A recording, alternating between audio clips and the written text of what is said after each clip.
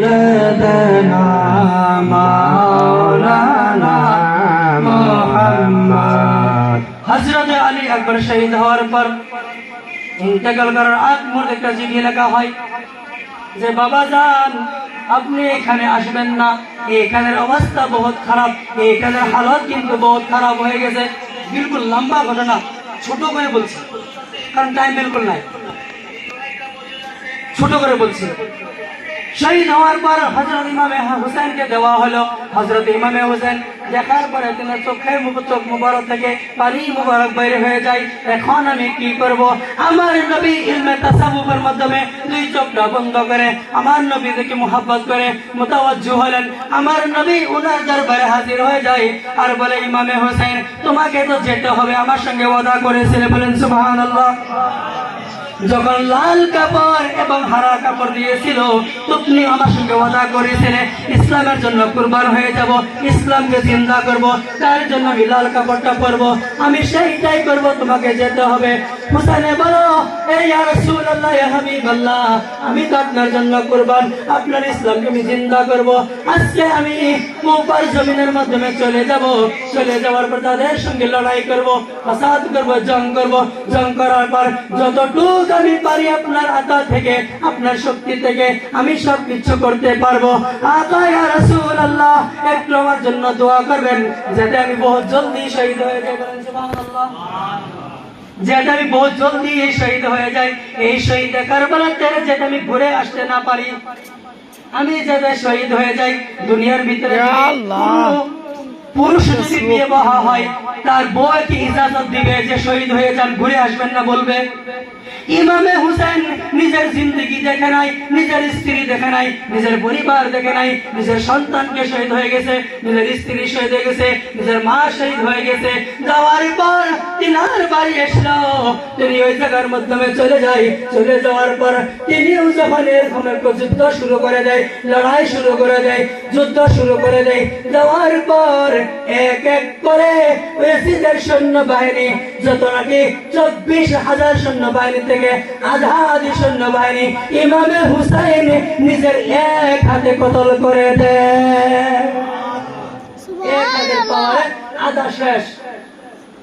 পরে বুদ্ধি করলো, ডাইরেক্ট এভাবে করলে কাজ হবে না, আমরাই মরবো, উনি কিচ্ছুই হবে না। ওদিকে সবাই একসঙ্গে হয়ে মাশওয়ারা করে, যেরকম আমরা মেহফিলে মিলাদ খায়রাত করি, আরেক পার্টি ওখানে বসে চুগলখুরি করে মাশওয়ারা করে। এইটা তো করা যাবে না, এইটা তো বেদাত। বিদাত কিন্তু পুরোপুরি করি নাই, হালকা বাদ দিছি ওই থেকে, কারণ টাইম বিলকুল কম। আমার প্রিয় মুসলমান, যখন ইমাম হুসাইন ডাইন হাতের কেরামত এতটুক হয়, তাহলে বাম হাতের কেরামত তো ততটুকুই হবে। তার ইয়াজিদ বাহিনীরা তখন একটা মাশওয়ারা করে বলে, ইমাম হুসাইনের গর্দনে মারা যাবে না, তার যেটা ঘোড়া জুলফিনান, ঘোড়ার নাম কি, যেটা ঘোড়া উনি নিয়ে গিয়েছিল কারবালার ময়দানে, সেই ঘোড়ার নাম কি ছিল? জুলফিনান। সেই জুলফিনানের জিসমের মাধ্যমে আঘাত করা হয়। যদি এই ঘোড়াকে আঘাত করা না হয়, ইমাম হুসেন মাটিতে পড়বে না, এই হিমেল ঘোড়া সমুদ্রের ধরে ঘুরবে আর আমাদেরকে কতল করবে। তা আম করা দেওয়া যাবে না, ঘোড়াকে আঘাত করো। যখন ঘোড়াকে আঘাত করে, ঘোড়া কিন্তু উপরে ফাল করে আর ঘুরে ঘুরে ঘুরে কিন্তু তীর লাগাতে পারে না।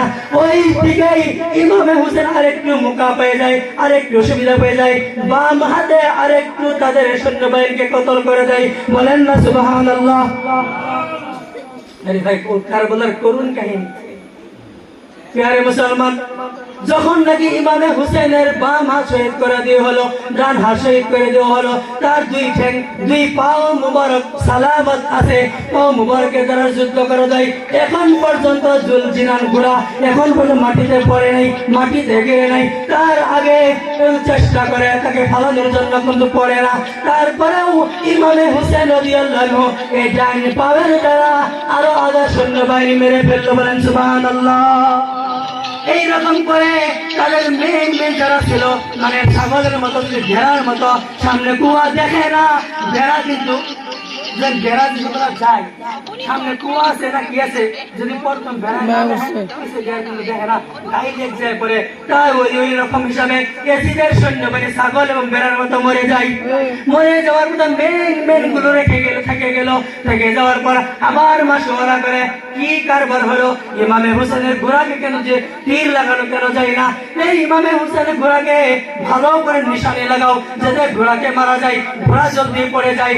ওই সময় ভালো তাদের আগে প্র্যাকটিস করা ছিল, সেই সৈন্যবাহিনীরা ঘোড়ার আগের ঠ্যাঙ্গের মধ্যে আঘাত করার সঙ্গে সঙ্গে সেই আগের পেশি সেই তীর লেগে যায়, ইমাম হুসেনের ঘোড়াও মাটির মাধ্যমে পড়ে যায়। কিন্তু তিন ঠ্যাঙ্গে দৌড়